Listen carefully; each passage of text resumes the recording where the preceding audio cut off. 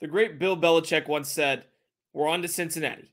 On the heels of a 41-14 beatdown by the Kansas City Chiefs, one of the greatest head coaches in the history of the sport sent a strong message to his team, his staff members, and the world by repeating that phrase 5 times during a media availability. He wanted to get across the point, the message that the loss is behind us. We're moving forward. That's what he was saying. On Wednesday, Florida Gators head coach Billy Napier sent a similar tone and theme to Gator Nation by saying, "We play Vanderbilt Saturday at 4 o'clock, and that's our next opportunity, so that's what we're focused on." That wasn't the only time he said that. That wasn't the only time he shifted focus toward Vanderbilt after the loss to Kentucky last Saturday. And don't get me wrong, Napier's no Belichick, and the Gators won't be able to do what the Pats did in 2015. But the sentiment is surely a good one if the team truly embraces it. Can Florida snap back this week against Vanderbilt on homecoming? Or will the dismal Week 5 performance in Lexington plague the unit against the Vanderbilt team trying to win its second game in the series for the first time since the 1950s? I'm here to break it down on Carroll's Cadence. Yeah, man. I'm your host here, Brandon Carroll. And as always, we're going to start today's preview and prediction episode by kind of peeling back the curtain, taking a peek at the Vanderbilt squad, Florida's opponent in Week 6. Before we get into that, make sure to like this video and subscribe to Carroll's Cadence if you haven't already. We're on the road to 600 family members, and it's continuing, baby. Let's make it happen before Florida's bye week, if possible. But to get into today's meat of the show, Vanderbilt breakdown. That's the topic that we are moving into. And we're going to start offensively. I figure a lot of people have kind of started to realize that I'm an offensive guy. I definitely kind of gravitate more towards the offensive game when I break down different things. I feel that I have a stronger knowledge because when I was growing up, all I played was offense. So I have kind of that offense first mentality when it comes to breaking it down or talking about these contests. And we're going to keep that trend here on Carroll's Cadence. And this Vanderbilt offense is what it is. It's pass first, rush second, and really it's out of need. The offensive line in run blocking is no bueno. It is not good, and it's significantly impacted this team's ability to run the football. They struggle to create push up front, and that's really shown in their contests this season, especially against Power 5 opponents where they're 0-3, and even against some of in their 2 wins this year, they've kind of had sluggish kind of film at times when it comes to creating that push up front in the trenches offensively. They're averaging 97.3 yards per game on the ground. Patrick Smith is leading the Commodores ball carriers in that area. He has 238 yards and 2 scores to his name on the year and is averaging right around 4.2 yards per carry each time he touches the rock. A portion of that rushing attack that is no longer existent this season that has really led to downtick in production, in my opinion, is the lack of presence from the quarterback spot. I think, last year they had Mike Wright, who's moved on to Mississippi State this season. He had 517 yards and 5 scores on 71 attempts a year ago. And he kind of supplemented that rushing attack that was pretty prominent for Vanderbilt a season ago. And that's not to mention the subtraction of Ray Davis, who we all very well know who he is after his performance for Kentucky last week against Florida. And because they don't have those 2 guys, because they don't have that piece in the backfield that could be that bell cow back like Ray Davis is, and also the lack of not having a quarterback who can run the football at such a high clip, even though he was in and out of the starting lineup for them a year ago, it's resulted in the Commodores being a passing team. And while the running game's rough, while the rushing game is not what they want it to be, the passing game has found some success this year. I think the offensive line is much better in pass protection, or at least it's serviceable in pass protection. And they've found production from both A.J. Swan, who's been their primary starter, and Ken Seals, who kind of stepped into that role because of Swan's injury going into last week against Missouri. I think both are expected to see action on Saturday against the Gators, and they're going to need both guys if they do both play. Whichever guy kind of settles in as the number 1 dude for them, they're going to need production on him. Nearly 74% of their offensive production this year has come through the air, and no matter which quarterback it's been, they found a way to kind of get the ball into the hands of their playmakers. And sure, you can look at how they've played these games, especially against Power 5 opponents this year, and say, well, of course the production through the passing game is going to be heightened because they've been playing from behind. And while that might be true, Vanderbilt is still very dangerous through the air because of what they provide from a skill position standpoint. They have some very talented pass catchers led by Will Shepard. They have Jaden McGowan, London Humphreys, who can kind of make explosive plays, provide that those dynamic tendencies to a Vanderbilt squad that is going to try to kind of produce explosiveness against a Florida defense that has been good throughout most of the year. Obviously saw a lull in week 5 against Kentucky. I expect them to kind of surge back into being what they were before that contest, which I'll get into in a little bit. But the one place that we've seen Florida struggle this year is with explosive plays. Obviously, in week 1, you go back to Utah and that 70-yard touchdown pass on the first drive to set the tone, and Florida never recovered. In week 3, even though Florida was able to knock off Tennessee, the number 11 squad in the country at that time, the first Tennessee drive was a byproduct of an explosive play down the far sideline, and it allowed Tennessee to really get going there. And it allowed them to score, take a 7-0 lead. And while Florida was able to come back from it, it still was an explosive play that you don't necessarily want to have. You don't want to have to work from behind as they did. Then last week, you have a 75-yard rush from Ray Davis that really put the nail in the coffin for Florida. Obviously, there was a little bit of a surge late to try to give them some comeback hopes, but it just really wasn't present. And after that point, it was evident that Florida had no shot in winning that game in Lexington a week ago. So all that to be said is Vanderbilt will try to take advantage of that fact with the pieces that they have out wide. Will Shepard being the main piece that they're going to try to, look to in specific times, and someone that they can rely on to make plays when they need them to. And that offense might not tick consistently. It might not be, what we've come to expect from other squads in the SEC, where if they get going, they can just get in a rhythm and start to move the ball down the field with ease. But I will say it has a higher propensity to score this year than it has in the past. And like I said earlier, yes, they've worked from behind. But if they're able to find success early and find the ability to, make those big plays and be a big play threat, home run hitting threat that we've seen that they can be at times, I think Vanderbilt can contend against this Florida squad. Defensively, when Clark Lee took over this team in 2021, you kind of had the idea that this would become their identity. Defense would become their identity. Lee, having worked at Notre Dame as their defensive coordinator from 2018 to 2020, you thought that, okay, this is how Vanderbilt wants to play. They want to be a defensive first team that uses their offense to supplement getting stops defensively. That's how they wanted to make their team tick. But that hasn't necessarily been the case this year for Vanderbilt. And just to kind of give a baseline of what you're going to see from them on Saturday, it's a nickel-based personnel group. They run a lot of zone coverage with, extra defender filling the box from the secondary. So one of those extra safeties will play down, which should be able to help them against a Florida team that wants to run the football that hasn't really been able to so far this year, which, again, I will get into here in a minute.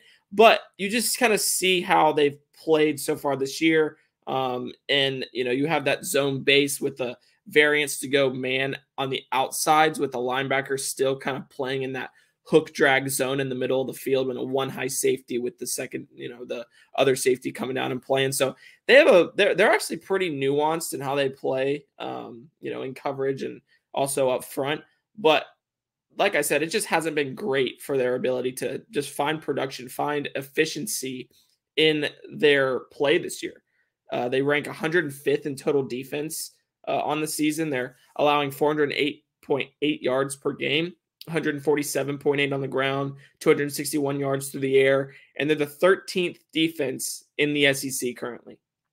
They haven't been able to stop a nosebleed in the 6 games they played this season. CJ Taylor, a linebacker from McMinnville, Tennessee, has kind of been their lone bright spot for the unit in its entirety. He plays out of the second level. He's a multifaceted linebacker who I think has been a very impactful for this Vanderbilt defense. And when they do have success, it's usually because he's finding a way to make it happen. He's had success in all areas this year. Obviously, he can work downhill. He can make plays in the backfield. He can rush the passer. He can play in coverage.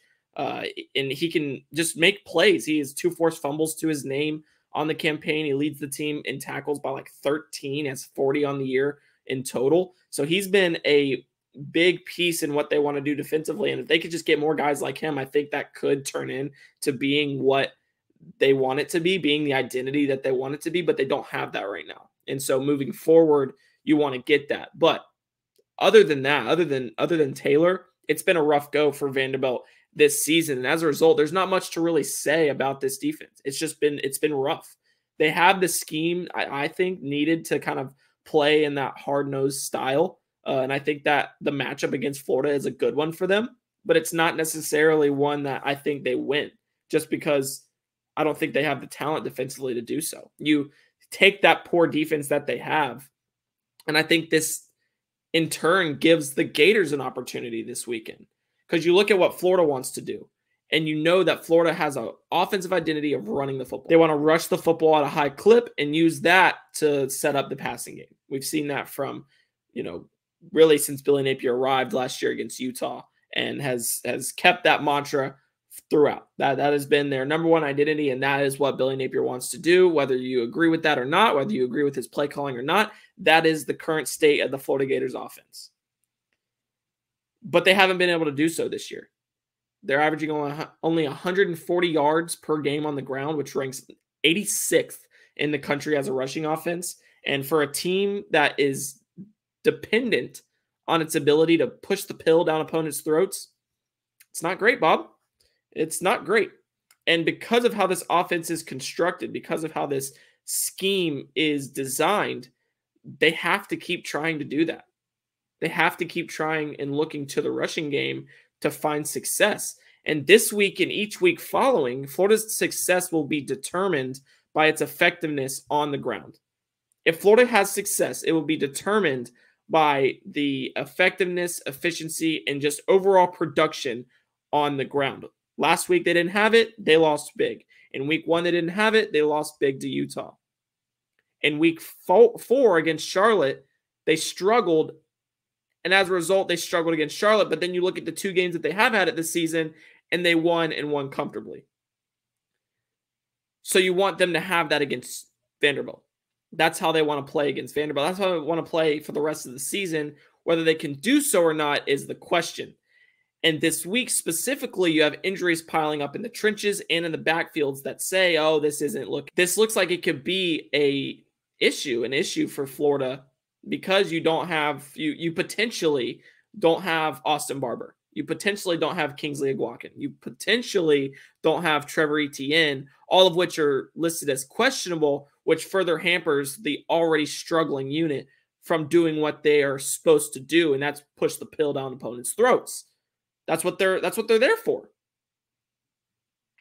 That's their identity. That's what they're supposed to do. That's what you expect a Billy Napier offense to do, or at least try to do it at a rate that eventually a team breaks down and it's like, all right, and they are able to start having some success there.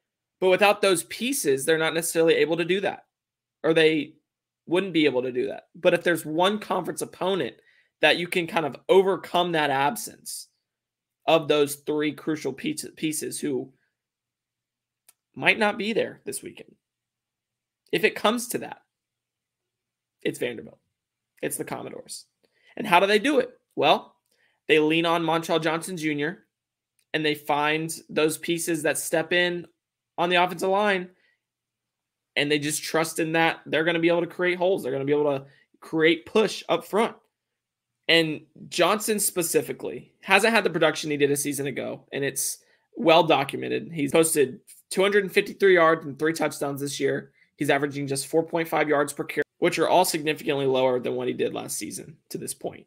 It looks like he's lacking the juice when he's pushing the rock. When he's toting the rock, he's lacking that juice. And you know what I mean by lacking that juice? It seems like last year Johnson just had an extra pep in his step when he moved. He was solid in space, but where he really earned his laurels was when he was working between the tackles and just his propensity to run through guys and use that power, that stout lower half that we see when he steps on the field. We know that, oh, he can push through bodies. He can keep his feet turning and really make this offensive line, this offense move. He might be able to gain an extra 2 to 3 yards because he's able to just push forward. We haven't seen that this year. It just hasn't been there.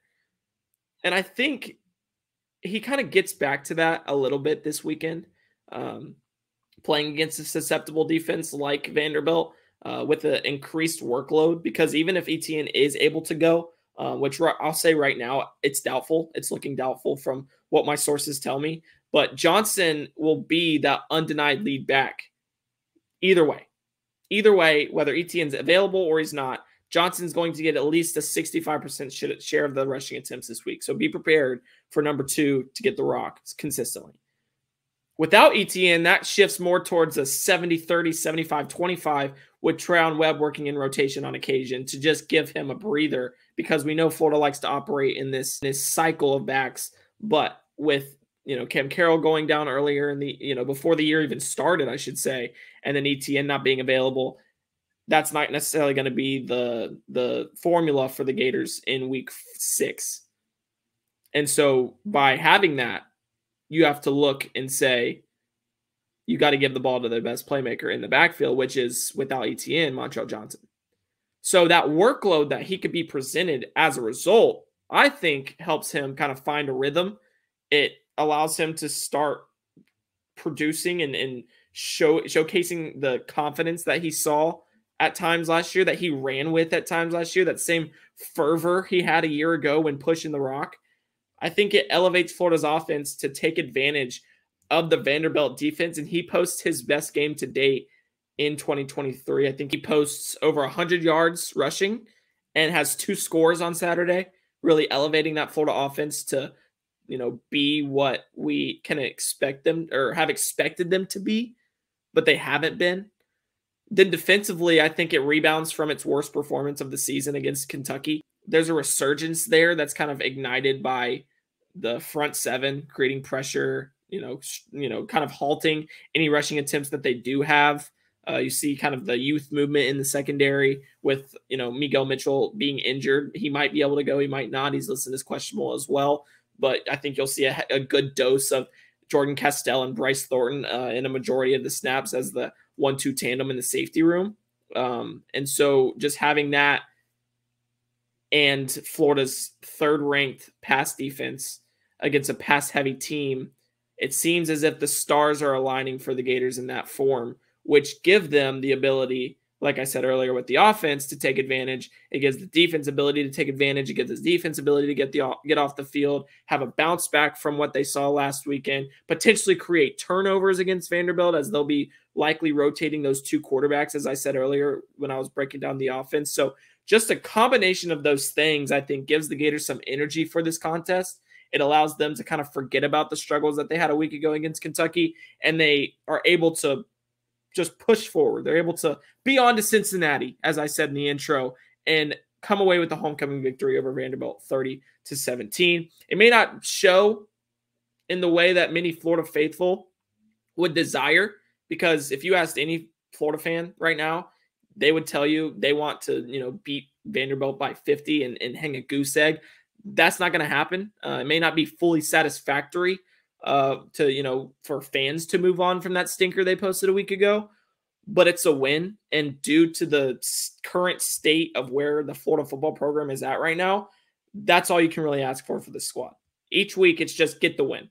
That is what the ask should be of this Florida team now and moving throughout the rest of the season. Obviously, there's some games that you can pencil in as sure losses, but there are in the toss-up games or the games that you normally would think they should be a win, there's no sense of asking for anything more than just a W in the a tally in the W column. All right. I think that needs to be understood for what this Florida team is. And I've said it before. I think Florida has immense talent. I think they're growing from a talent perspective, from a roster perspective. I think they have the personnel to be good, not necessarily now, but in a few years. But it takes time. we've seen some of those flashes, but they just haven't put it all together yet. I'm not sure if they do this season. It's reality. And so asking for anything more than a win is just kind of just hurting yourself. But if you're content with the win, I think you'll be content with the result on Saturday afternoon, probably, or Saturday evening, because the game probably end around like 7:30. So, yeah. But with that, I conclude another preview and prediction episode of Carroll's Cadence. Make sure to like this video, subscribe to the channel, and click the notification bell. I know I don't say that too often, but that way you can stay up to date with the channel. If you can stay up to date with everything that's being posted, whether it's football, basketball, recruiting related. Coverage and analysis of all three are coming consistently. Monday, Wednesdays, and Fridays. Basketball will be seeing a pretty significant uptick here. I had my first basketball episode on Wednesday, so if you haven't checked that out, make sure to go do that now. I'll be back in front of y'all on y'all's screens on Monday to recap this contest that I just spoke about. So everyone have a great weekend.